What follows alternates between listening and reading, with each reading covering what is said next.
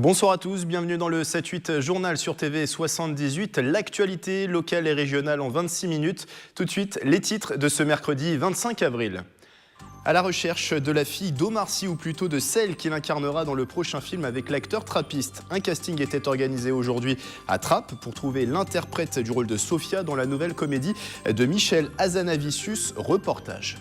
À 10 ans, il sillonne les routes à vélo pour une action solidaire. Gabin doit rejoindre Brest samedi au terme d'un périple de 617 km en 7 étapes. Une aventure au profit de l'association Vaincre la mucoviscidose. Et nous étions sur la ligne de départ au Vélodrome national de Saint-Quentin. Et puis retour à Trappes à la fin de ce journal, la mairie organise pendant les vacances un stage Koh-Lanta inspiré de l'émission télévisée. 40 jeunes participent à l'activité qui mêle sport, agilité et endurance, une première dans la ville. Dans ce journal, nous reviendrons également avec notre invitée Sidonie Ebanga sur le cyclo-défi 2018 qui se déroulait la semaine dernière dans le département. Avant de développer ces titres, les derniers chiffres du chômage, ils sont désormais publiés chaque trimestre. Et des données négatives dans les Yvelines. Le chômage augmente de 0,9% pour la catégorie A. Dans le département, le nombre de demandeurs d'emploi de cette catégorie s'établit à 65 210 au premier trimestre 2018. C'est la plus forte augmentation en Île-de-France devant les Hauts-de-Seine. Le chômage qui baisse par exemple dans le Val-de-Marne ou le Val d'Oise. Mercredi, jour de sortie au cinéma, jour de casting aussi à Trappes. L'équipe du prochain film avec Omar Sy recherchait sa Sophia. C'est le rôle de la fille du trappiste dans la nouvelle comédie réalisée par Michel Hazanavicius. Mickaël Elmidoro et Camille Lambert étaient sur place. Écoute, c'est très gentil, mais d'accord, mais je veux pas voir quelqu'un. Ok, mais par rapport à moi, par rapport à maman. Enfin, si tu voulais, tu pourrais. Ah, d'accord. Ok. Premier casting pour Chérelle. Le temps de quelques minutes, elle devient Sophia, une enfant drôle et espiègle qui sera la fille d'Omar Sy dans un nouveau film. Pourquoi tu voulais avoir ce rôle ? Déjà pour jouer avec Omar Sy et parce que j'aime bien faire du cinéma. Une ambition partagée par de nombreuses petites filles âgées de 7 à 12 ans. Le casting se déroulait à Trappes, ville d'origine de l'acteur. C'était comment ? C'était bien, on m'a pris en photo, on m'a demandé de lire un test et voilà. C'est un acteur qui motive ma fille, elle regarde même sur sa chaîne de portable tout le temps. Elle me dit « Maman, regarde Massi, qu'est-ce qu'il a fait aujourd'hui ?» Et ça fait plaisir. Là, on cherche le personnage. Il y a des passages tests dans le texte. Il y a un moment, il n'y a que le personnage qui saura le dire comme il faut. Et c'est la vérité du casting, c'est-à-dire c'est après l'accumulation, quand on a vu beaucoup de gens, on commence à en savoir plus sur le personnage. On sait qu'elle est marrante, on sait qu'elle rigole bien avec son père.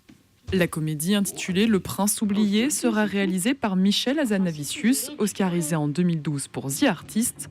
Ce nouveau film avec Omar Sy sera tourné cet été 2018 en région parisienne. Rappelez-vous, il a pris ses fonctions lundi à Versailles. Jean-Jacques Brault est le 19e préfet de l'histoire des Yvelines. Le premier représentant de l'État dans le département a reçu la presse hier mardi pour évoquer les sujets d'actualité. Ont été abordés notamment les questions migratoires que Jean-Jacques Brault connaît bien. Avant son poste actuel, il a été préfet chargé de la mission coordination pour l'accueil des réfugiés auprès du directeur général des étrangers de France. Propos recueillis par Nicolas Kirillovitz. Il y a des réalité française qu'il faut aborder avec réalisme et respect. Et puis il y a des souffrances, nous parlons là de réfugiés ou de demandeurs d'asile, qui doivent être aussi prises en compte avec les traditions françaises d'accueil et de respect du droit d'asile, pour parler de cela. Après, il y a d'autres réalités, il y a des mouvements migratoires très complexes, liés à la pauvreté de certains continents entiers, comme l'Afrique, ou des guerres, qui n'entre pas forcément dans la question du droit d'asile, mais qui doit néanmoins être traité avec humanité. C'est exactement, me semble-t-il, ce que le gouvernement propose. Et c'est justement sur cette question migratoire que le Front National des Yvelines a interpellé le préfet. Dans une lettre, la fédération demande à Jean-Jacques Brault de se saisir du dossier du centre de formation pour les réfugiés à Jouy-en-Josas. Il doit entrer prochainement en fonction, un projet pour lequel les habitants de la commune n'ont pas été consultés selon le FN 78.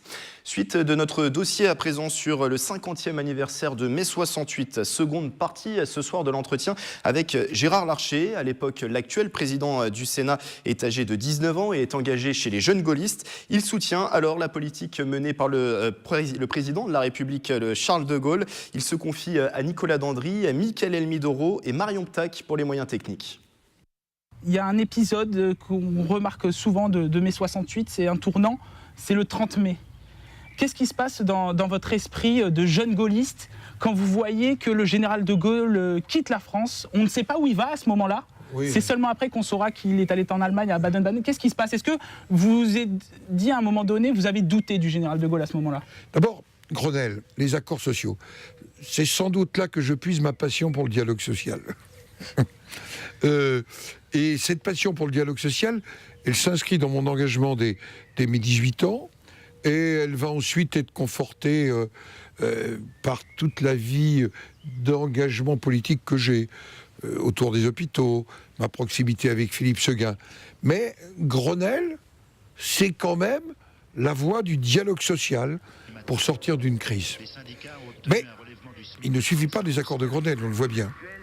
Le 24, je crois, le général de Gaulle prononce un premier discours. Il ne se passe rien. Il y a des accords, et en même temps, il y a cet extraordinaire mouvement qu'on va retrouver 30 mai. Moi, j'ai jamais douté du général May. Est-ce que je me suis posé des questions à ce moment-là? Non, mais naturellement, je n'étais pas à Paris, mais j'ai fait partie de l'immense cohorte de ceux qui ont soutenu le général de Gaulle. Justement, un soutien qui arrive après, parce qu'il y a une manifestation au moment où il revient sur les Champs-Élysées. Vous y étiez ce jour-là? Non, j'ai préparé le concours vétérinaire. Et j'étais à Lille et à Amiens d'abord. Mais croyez-moi, il n'y a pas eu qu'à Paris. Partout, des hommes et des femmes ont souhaité apporter au général de Gaulle le soutien. Et d'ailleurs, notez que le général de Gaulle va prendre en compte les questions de la société. Il va les prendre en compte, mais pas dans le désordre, pas en cédant à cette épopée néo-marxiste qui traverse le pays ou néo-libertaire. Il y a naturellement des éléments qui sont toujours intéressants, mais va y avoir la fameuse loi Faure qui va organiser l'université de manière différente. Il va y avoir des réformes conduites par le général de Gaulle très très vite, dès la rentrée de 1968. Et des réformes qui vous inspirent aujourd'hui, qui vous ont inspiré tout au long de votre carrière. Aujourd'hui, adapté à une époque, je crois que depuis à l'université, on a fait l'autre grande réforme, c'est Valérie Pécresse qui l'a conduite avec Nicolas Sarkozy, c'est la réforme de l'autonomie des universités. Entre-temps, il y avait eu le formidable boom universitaire, mais c'est Valérie Pécresse avec Nicolas Sarkozy qui vont conduire tous deux cette deuxième transformation. Et puis, on est un pays différent. Le taux de chômage en 68, c'est... Oui, c'est quasi on n'a même pas le terme techno, frottement. On est à moins de 3%. C'est le plein emploi. Et aujourd'hui, nous sommes dans une société différente. Nous étions en 68 encore dans une France industrielle. La question ouvrière était posée. On voit bien qu'aujourd'hui, y compris dans ces périodes de tension qui ont eu lieu au mois d'avril et qui sont des périodes de tension à la SNCF ou dans d'autres lieux, c'est peut-être des soubresauts d'une France industrielle qui a un peu disparu et j'allais dire d'ouvriers qui à l'époque étaient encore, nous étions une grande puissance industrielle encore. En 68. Merci Gérard Larcher de nous avoir accueillis ici sur vos terres de Rambouillet. Oui, dans ma maison de Rambouillet et dans ma permanence où je continue à recevoir les citoyens. La direction plaisir où comme à chaque vacances scolaires, la municipalité organise des séances de psychomotricité pour les moins de 3 ans. La dernière en date se déroulait aujourd'hui mercredi à la maison des familles La Mosaïque. Objectif, éveiller les tout petits. Sur place, il est un peu plus grand, c'est Michael Lemidoro. 1, 2 et... Ouh, il roule vite, vite, vite. Tu vas le chercher? Oh, bah alors, ton bout de nez. Oui, très bien. Comme Souleymane, 2 ans, ils sont une dizaine d'enfants ce mercredi 25 avril à participer à l'atelier psychomotricité, une séance organisée par la ville de Plaisir à chaque vacances scolaires depuis plus de 6 ans. Objectif, stimuler l'éveil.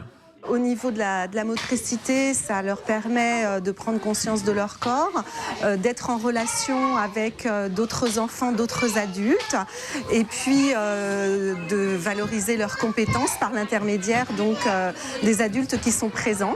Pour stimuler ces petits âgés de 6 mois à 3 ans, un espace d'une vingtaine de mètres carrés a été aménagé, avec des ballons, des tapis d'éveil, des jouets et un trampoline. Les enfants peuvent également se cacher dans des tunnels sous l'œil attentif des 2 professionnels de la petite enfance. Une prise de risque est bien maîtrisée. Bien évidemment, il est hors de question que les enfants se mettent en danger, mais on les laisse évoluer à leur rythme. C'est-à-dire que le concept est aussi que les enfants prennent du plaisir à être là, à se retrouver entre eux. Dans une ambiance tamisée, la séance s'est terminée par un temps de relaxation pour ces tout petits entourés par leur assistante maternelle. Un moment d'échange bien mérité après 3 quarts d'heure d'effort. Et on reparlera tout à l'heure d'activités pour les enfants pendant les vacances à Trappes. Un parcours cycliste entre Paris et Brest pour vaincre la mucoviscidose. L'initiative est louable et encore plus si elle est menée par un enfant de 10 ans. Le jeune Gabin est sur son vélo toute la semaine pour rejoindre d'ici samedi ce coin de Bretagne. Une aventure sportive et solidaire au profit de l'association Vaincre la mucoviscidose. Nicolas Dandry a suivi le départ depuis 50 ans en Yvelines. Paris-Brest, 617 km, 7 jours pour relier la ville du Finistère. Le périple du jeune Gabin a débuté dimanche 22 avril depuis le Vélodrome national de Saint-Quentin en Yvelines. Une enceinte que le passionné de vélo a pu visiter avec son papa et son grand-père qui l'accompagnent dans cette initiative. Je suis excitée et j'ai hâte de partir parce que ça fait longtemps qu'on prépare.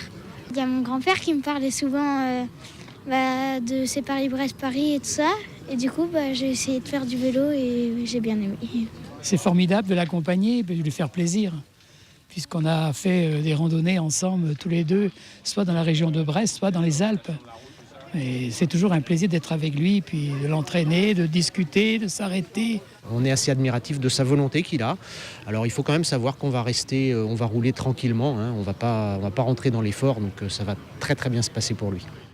Une performance sportive pour cet enfant de 10 ans, une initiative surtout solidaire pour aider la lutte contre la mucoviscidose. Une amie de la famille est touchée par la maladie. Pendant son trajet, Gabin va donc récolter des fonds pour une association. Et le fait que ce soit un enfant, je trouve qu'il représente les valeurs de la lutte contre la mucoviscidose, c'est-à-dire il donne son souffle déjà, un souffle énorme, il donne son dynamisme, sa persévérance, son courage. Et donc je trouve ça formidable qu'un enfant fasse ça. Après une halte par le club de cyclotourisme de Maurepas, le trio de cyclistes s'embarque dans l'aventure, un tracé qui emprunte celui du Paris-Brest-Paris randonneur. C'est un parcours exigeant, 617 km, qui va traverser le Perche, la Mayenne, et qui va finir sur la Bretagne, et avec pas mal de dénivelé quand même. Direction Senonges dans l'Eure-et-Loire pour une première étape d'une centaine de kilomètres. Et Gabin devrait arriver à Brest samedi 28 avril. Et le périple de Gabin se poursuit bien pour le moment. Depuis dimanche, il est passé notamment par l'Eure-et-Loire, la Sarthe et la Mayenne. De nombreuses rencontres. Aujourd'hui, mercredi, le jeune cycliste était en route pour Aidé-Bazouges en Ille-et-Vilaine, une 4e étape d'environ 80 km.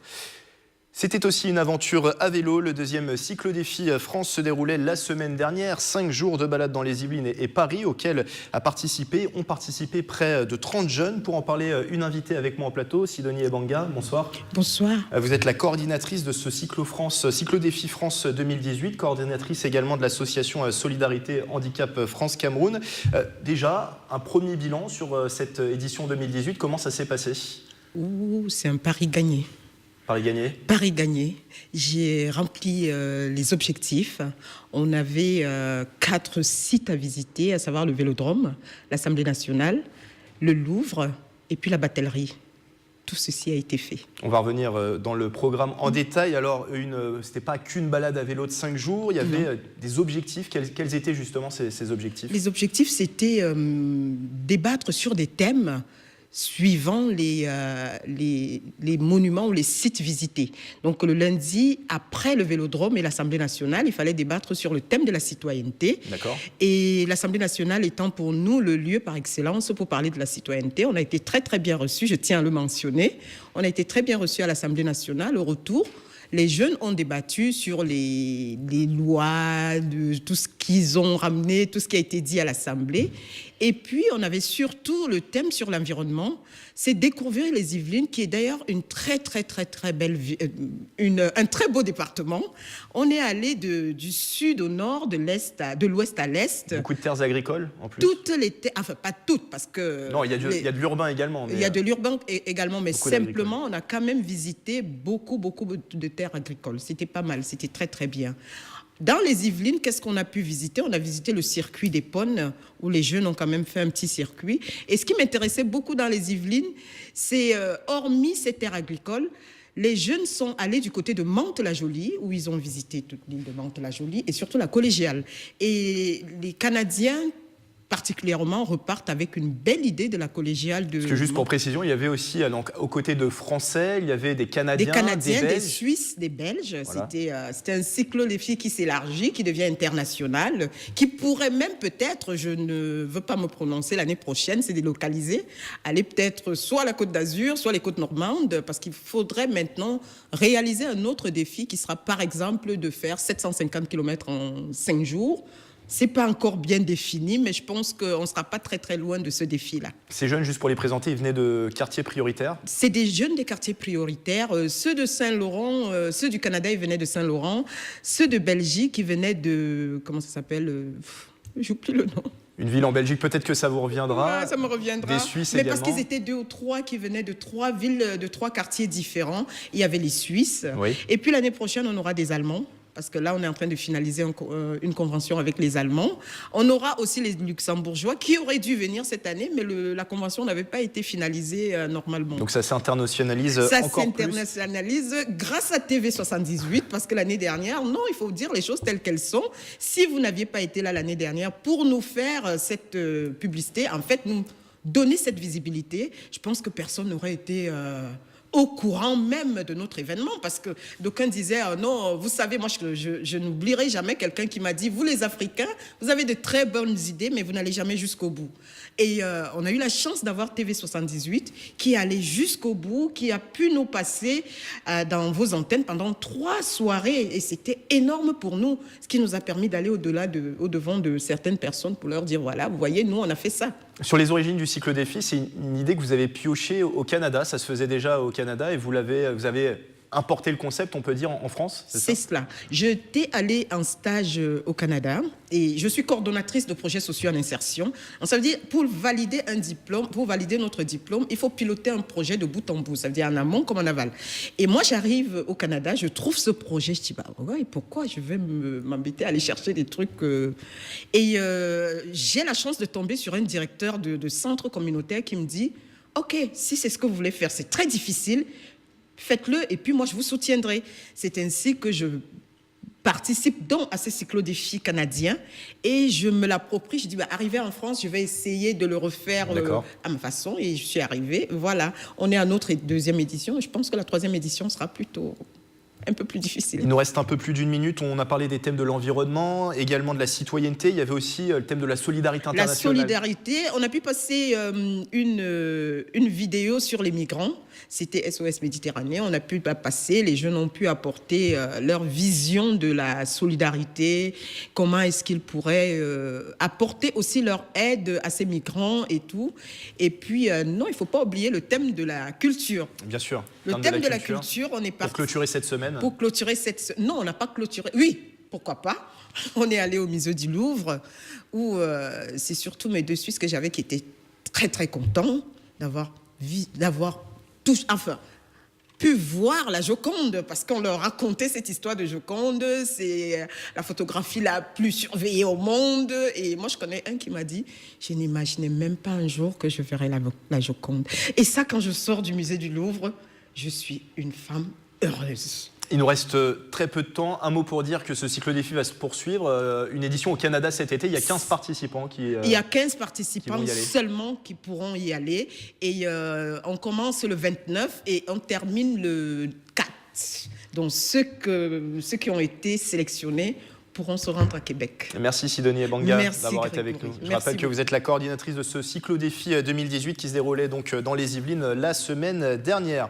Une autre info, vélo, et cette bonne nouvelle pour Magny-les-Hameaux. La commune sera bientôt raccordée au reste de Saint-Quentin en Yvelines en voie douce. Le département des Yvelines a confirmé la réalisation d'une piste cyclable longeant la D195. Elle reliera le hameau de Villeneuve à Magny-Village. 1 kilomètre de tracé bidirectionnel sécurisé. La décision ravit le maire Bertrand Houillon, même s'il reste encore prudent. Écoutez-le au micro de Mélanie Poquet. C'est un soulagement et maintenant on attend surtout la mise en place de ces travaux puisqu'il y a toujours un budget, mais après il y a aussi des appels d'offres et les travaux, et on sera vraiment soulagé le jour où on pourra couper un ruban avec le département pour aller faire une balade à vélo ou pour tout simplement aller au travail à vélo dans le reste de Saint-Quentin-en-Yvelines. Pas de date encore arrêtée sur le démarrage de cette opération, même si un début des travaux est envisagé pour cette année. On accueille sur ce plateau notre journaliste sport, Michael Elmidoro. Bonsoir. Bonsoir Grégory. Alors vous êtes venu nous parler golf, plus précisément de l'Open de France qui se tiendra du 28 juin au 1er juillet sur le golf national de Saint-Quentin en Yvelines. Et le plateau de la compétition, Michael, commence à se dessiner. Alors effectivement Grégory, et c'est même un très beau plateau qui prend forme, ça vient de tomber aujourd'hui. Les spectateurs pourront voir sur les greens saint-quentinois pour la deuxième année consécutive le numéro 4 mondial, l'Espagnol de 23 ans Jon Rahm, récent vainqueur de l'Open d'Espagne, 4e du mythique Masters d'Augusta cette année. Je vous propose de regarder un extrait de ses dernières performances. Rahm was first regular European Tour appearance. Of course, where he very much hopes to be making a Ryder Cup debut.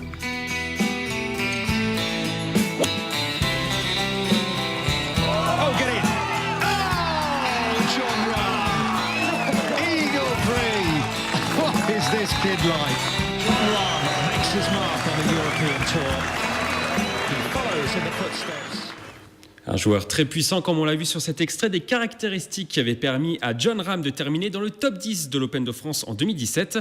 Il a déclaré vouloir faire encore mieux cette année, Grégory. Il espère surtout réaliser un résultat pour montrer qu'il a définitivement sa place pour la prochaine Ryder Cup qui se tiendra sur le même parcours que l'Open de France de golf en septembre prochain. Mais Jon Rahm ne sera pas la seule tête d'affiche européenne, Michael, cette année à l'Open de France. Rien ne peut vous échapper, Grégory. Jon Rahm aura comme principal concurrent le vainqueur de l'année dernière, l'Anglais de 27 ans, Tommy Fleetwood, 12e au classement mondial, 3e européen. Il tentera d'égaler son compatriote britannique Graham McDowell, vainqueur en 2013 et 2014 de l'Open de France, plus vieux tournoi continental avec 101 éditions. Et les Français dans tout ça, est-ce qu'il y aura des têtes d'affiche présentes ? Alors l'Open de France attire chaque année des dizaines de Français, même s'ils ne sont pas tous confirmés, ils n'ont pas tous confirmé leur présence. Les têtes d'affiche devraient être présentes, comme Alexander Levy. Le golfeur de 27 ans a remporté le week-end dernier le trophée Hassan II au Maroc, le 5e titre de sa carrière qui lui permet d'intégrer le top 50 mondial et qui permettra peut-être à celui que l'on surnomme le taureau de se faire remarquer avant la Ryder Cup en France.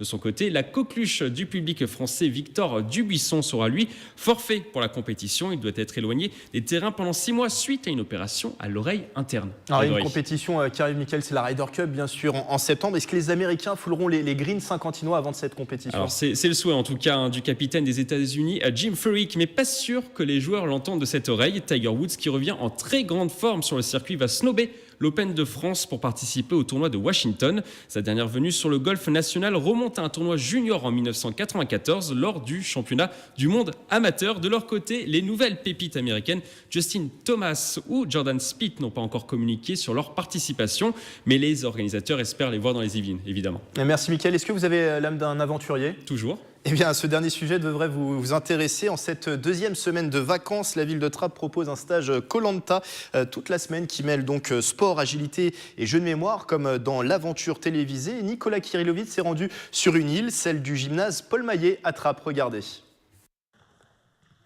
Il y a l'équipe des jaunes, l'équipe des rouges, mais aussi l'équipe orange. Le Koh-Lanta de Trappes diffère quelque peu de la version réelle, mais l'esprit est conservé avec notamment le test redouté des aliments, les yeux bandés. Des cacahuètes? Non. Tu vas tout faire. Des noisettes? Ouais. En tout, 40 jeunes participent à ce stage Koh-Lanta pendant les vacances. Au programme durant 4 jours, sport, agilité, endurance. Des activités variées qui permettent de rassembler dans la bonne humeur l'ensemble des enfants de la ville. D'habitude, les stages, c'était donc un stage donc de 4 jours, soit cuisine, soit que sport, basket, foot, activités manuelles, avec une sortie proposée à la fin de la semaine. Cette fois-ci, donc, c'est tous les jeunes qui sont mélangés toute la semaine sur 4 jours et qui s'affronteront donc vendredi sur 8 équipes pour pouvoir relever le challenge du meilleur aventurier.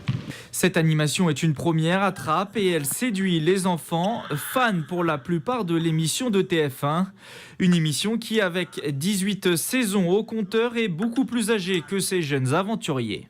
Depuis que je suis petit, j'aime bien regarder Koh-Lanta, du coup j'ai voulu le faire.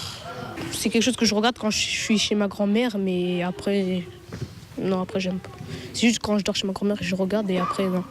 Je la regarde tous les vendredis soirs. C'est trop bien Koh-Lanta. Pour savoir qui sera le meilleur aventurier de Trappes, le rendez-vous est fixé vendredi après-midi au stade Graveau. Pour prétendre au titre, certains ont encore beaucoup de travail.